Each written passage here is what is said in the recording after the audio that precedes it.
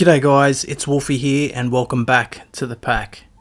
So I've got a couple of tunes today that I'm going to share with you guys. For this car, it's the Toyota Celica GT4, the World Rally Champion version. So the ST205 it's called. And this thing was an absolute monster back in the 90s in the WRC.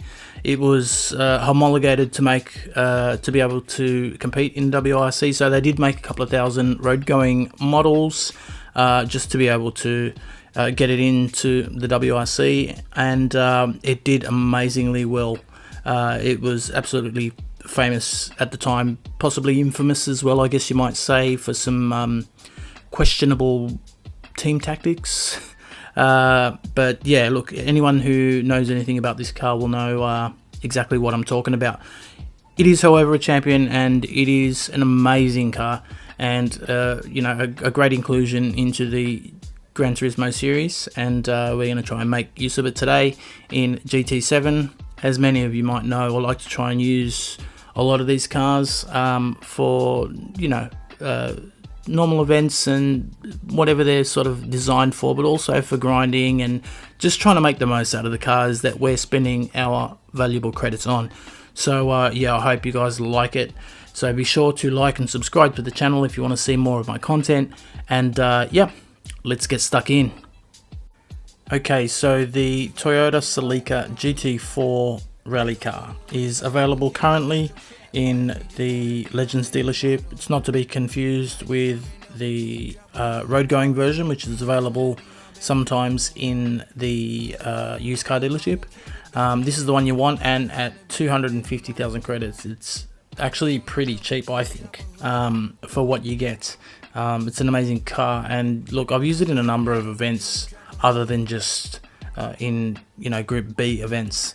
You whack a set of sport softs or racing hards or racing mediums or whatever on it, and you can actually use it in a whole bunch of events. Obviously, being a rally car, it can be a little bit more slidey, I guess you might say, for lack of a better word.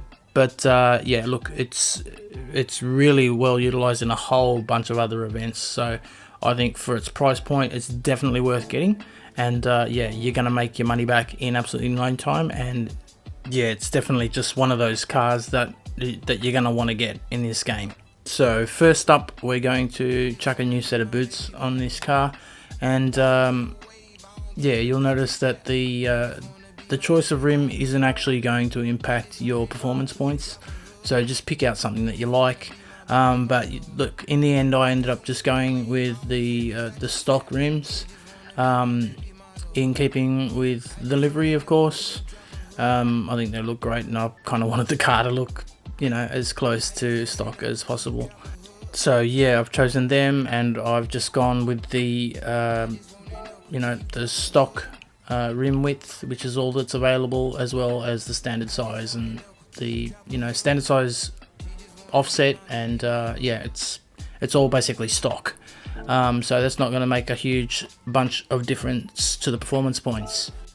And then, as you'll see here, for parts, there's basically not a whole bunch you can change on this car, unless you want to make it look like an alien.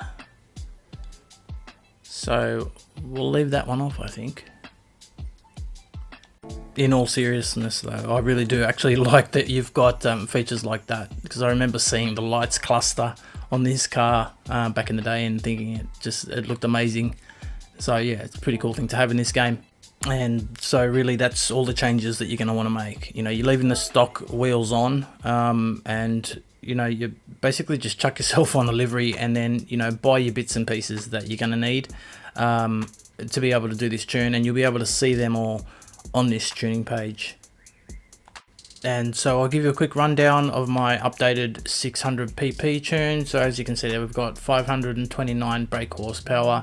Amazing torque on this thing. However, you do kind of want to short shift. You don't want to go too far up the revs. Very, very quick acceleration performance on the takeoff, and, you know, basically in the first 3/4 of the rev range. Really good stability on this car as well, and being four-wheel drive, yeah, it handles really well for this track. So we've got the sports hard tires front and rear, and there, you know, I tried out an option where you kind of change the rear tires for mediums. However, the difference was too much in performance points, so I decided to once again go with the no stop for this particular tune. So we've got the front body height adjustment set to 122, the rear at 127, anti-roll bar is set to 6 at the front and 7 at the rear. Dampening ratio compression is 36 at the front, 37 at the rear. The dampening ratio expansion, 47 at the front, 55 at the rear. So you can play with that a little bit if you want to get your car to basically sort of bounce into a turn a little bit more. You can increase a little bit at the rear. However, obviously, you know, that's going to cause oversteer issues. So find basically what's comfortable for you. I found anywhere between 55 and sort of 65 to be comfortable, but it all depends on personal preference. So natural frequency at the front is 2.85 and at the rear 2.90. Our negative camber angle for the front is 2.0 and for the rear is 1.8. Our toe angle is a bit of a strange number, only a little bit at the front, so we're 0.03 outward, and at the rear is 0.15 inward. Our differential, it comes stock with a fully customizable diff, so we're using 5 at the front and 15 at the rear. Our acceleration sensitivity is 12 at the front and 25 at the rear, and braking sensitivity is 10 at the front and 30 at the rear. Now, you know, once again, this is something that people might want to change around a little bit depending on what they're up to, but I found for the start of this race, I really like the full all-wheel drive, so 50-50 split between front and rear, and I kind of dial that back a little bit.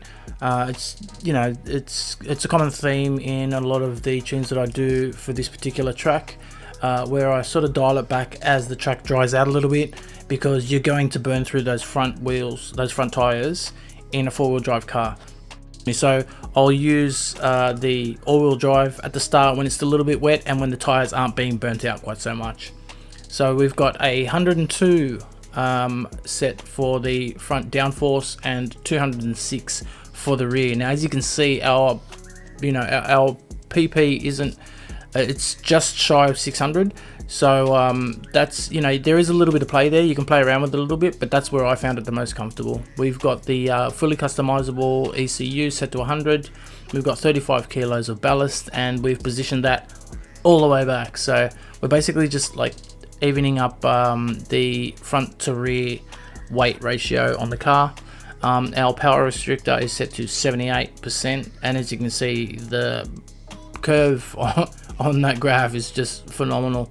However, it does kind of want you to it wants you to short shift a little bit, and I have also tried not using the turbo with this and increasing the power, but believe me, you get better performance out of having the power restrictor dropped a little bit and having the medium RPM turbo. I find that that's the best combination, and it seems to work the best. So we've just set a top speed of 350, and that works. I do remember that in my last tune I kind of played with the gear ratios a little bit, but for this one I've just left them where they are. So yeah, as I was saying, we've got the medium RPM turbo there. I found that was actually the best for me anyway. The high RPM turbo takes a few more performance points, and also I don't think gets you you know, any better performance out of it. So that was what I went with, and I think that's probably the best option. It's definitely the best option if you want to do the no stop. So yeah, you might decide that you actually want to do the one stopper, in which case you can just basically thrash it out. So we're using the anti-lag system set to strong here. I always get the handbrake. Yeah, that's actually pretty handy when you get yourself into sticky situations. And with the brake bias, I'm setting it slightly forward at the start, but you're definitely going to want to sort of move that back, both for the purpose of rotating the rear of the car and bringing it around to get yourself a better angle into the corner, but also to save on those front tires, because as I was saying, that the front tires are really going to burn the quickest in this car, a lot faster than the rears. So yeah, by the end of the race I sort of had it down towards 2 or even 3, plus 3 that is. Yeah, and that you'll notice the difference in being able to swing the end of the car around when approaching a corner, coming into a corner. As you can see here, we've got no other mods to the car, so there's really not that much else to buy other than like the tires, the transmission and the turbo. So yeah, there you go. And so I won't go into the race with this one, given that I've already done a video for this tune in the past. This is basically just my update of the tune. But in essence, what you want to do is, if you want to do the no stop, I'm using full power down the straights, and once I get up to the end, I'm basically just dropping it down to 6 on the fuel map, and trying to conserve as much power as I can around the back end of the course, and then back up to full power once you get onto the straight again. And another thing I'm doing is I'm using the torque control to change the torque from 50-50 split, like a four-wheel drive, full four-wheel drive, and yeah, once the truck dries out a little bit, I'm throwing it more towards the back, as I was saying, so sort of getting to an 80-20 split, 20-80 split, so 20% being at the front and 80 at the rear, because you'll notice that as this track starts to dry out, it's really going to burn through those front tires. But you can quite easily do a no stop on this event, and I think it's the fastest way to go. You can sort of, do a 26-minute race or just under, if you're on pace and you kind of learn this car and how it operates on this track. So yeah, I think the no stop is the go. But having said that, this car is a whole lot of fun to drive, so I think it's just as good to just leave the power on full and just absolutely hammer it, full four-wheel drive all the way around until you run out of fuel. Go in, change your fuel, chuck on a new set of skids, and just take off and go hard at it again. That's probably the best way to do it, I think, at least at the start, and kind of learn what the car's about if you've never driven it on this track before. But yeah, a whole bunch of fun. So yeah, I think a lot of people are going to enjoy this one. Okay, so let's get stuck into the 700 pp tune. So I initially made this for the Le Mans WTC 700, but I've also used it, I think, on the Bathurst 700 event, and it's yeah, a whole bunch of fun with that as well. So that one's definitely worth a look in. And so one thing you might notice with this one, the performance is really good. 680 brake per horsepower. The torque is absolutely, it's just out of control. Very well balanced. Acceleration, once again, is awesome. But I still think it's worth just not exactly short shifting heaps, but you don't want to over rev this car if you want to make use of acceleration performance, basically. So as you'll see here, I've got the racing hards at the front and racing mediums at the rear. So I think this is worth doing, at least at the start of the race. You'll notice that if I'm to take them off and just make it racing hards front and rear, the actual performance points aren't that much different. So I think it's definitely worth doing at the start, considering you get that little bit of basically just extra grip at the rear. So you can throw it around a little bit more. Sure, the difference is negligible as far as the acceleration performance is concerned, given that this thing is four-wheel drive, so you're not losing that much grip for acceleration. You are gaining a whole lot of grip for cornering at the rear, so it's really going to help with that. So yeah, I mean, you choose, but I think it's a good idea. But you will only be able to do it basically at the start of the race. Once you change the tyres, they're going to be the same tyre, front and rear. So we've gone with 125 for the front body height adjustment and 125 at the rear. Anti-roll bar is 7 at the front and 7 at the rear. Dampening ratio compression is 38 at the front and 37 at the rear. The dampening ratio expansion, 45 at the front and 47 at the rear. Natural frequency is 2.85 at the front, 2.80 at the rear. Negative camber angle, 2.0 at the front and 1.8 at the rear. Toe angle is 0.03 outward at the front and 0.10 inward at the rear.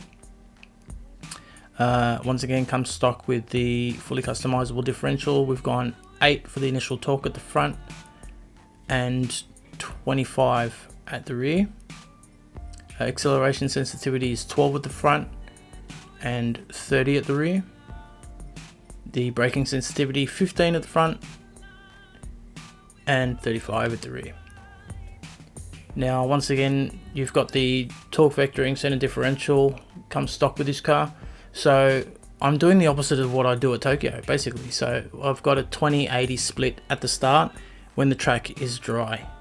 And once the rain starts, I'm going to put it into full all-wheel drive. You know, I'm just going to move it all the way across here to 50-50, which means that I'm going to have the same amount of torque from the front as I do from the rear, and that's just going to help me to control the car a bit and yeah, help me, you know, get around those corners. It's also going to prevent me from spinning out. So we've got the downforce set at 130 at the front, so a lot there, and as you can see, there's a bit of wiggle room here. So you can increase or decrease it as much as you like, because if you look over to the left, our performance points are actually a little bit under 700. So you can play around with this a little bit, but I found 130 and 210 to be sort of where the car was comfortable for me. You know, you don't have a whole lot of excess downforce at the rear, which just means that you're not going to get that sort of like cantilever effect that lifts your rear wheels off the ground, you know. So yeah, I found that's where it was most comfortable. 130 front, 210 at the rear, but yeah, play around with it, see what works for you. The fully customizable ECU comes stock with the car and is set to 100%. And our power restrictor, as you can see there, is also set to 100%. And once again, if you look at the curve on this thing, it's just explosive. But you'll also notice that the torque tends to drop off a little bit as it reaches sort of, you know, just over halfway up the rev range. So I think basically you want to sort of rev this out to just above 3/4 of the rev range and shift. I was shifting at, you know, anywhere between halfway and just under 3/4 for most gears, and you're also going to save a bit of fuel doing that as well. So I did initially play around with these gears and adjust the gear ratios, but for this particular video, I'm just giving you a stock setting of 330 kilometers an hour. I'll throw a conversion rate in there for people that use miles per hour. And as you can see here, I tried using the high RPM turbo, but I found that the loss of acceleration you get in bottom end, paired with the fuel loss and also control of the car around corners and stuff, it just wasn't worth it. So we've got the anti-lag system set to strong there. I always grab the handbrake. And as I was saying, you know, use things like the brake balance. So I'm leaving it slightly forward if it's raining, and when it's dry, I'm throwing it back a little bit, because once again, those front tires are going to be the first thing to go. So when it's dry, I have this sort of further back, which is only going to aid me in cornering anyway. So yeah, that all kind of works out really. And as you can see, there's nothing else really to put on the car. And as previously mentioned, this one of course is headed over to Europe, to Le Mans for the WTC 700 event. And just make sure, as always, to get yourself the intermediate and wet tires, as quite often it rains at this event. And as you'll notice here, it'll only allow you to change to the racing hards, as I was saying before, even though you're starting on racing cars at the front and racing mediums at the rear. So I'm once again, I'm not going to show you the race. I'll just give you a couple of points of note, as the video is already stretching out quite a bit. But yeah, as you can see, this thing it takes off really fast and actually gets to a pretty decent top speed as well. So you're looking at about 310 k's an hour, I think. So yeah, it's a really good performer. Top speed isn't too bad, but where it really shines is its acceleration performance. And as you can see, it doesn't mind getting a little bit squirrely, but just try not to get caught out in the wet on the dry tires, or be in the dry too long on wet tires, because it will absolutely murder your tires, especially the fronts. But yeah, it's a whole bunch of fun.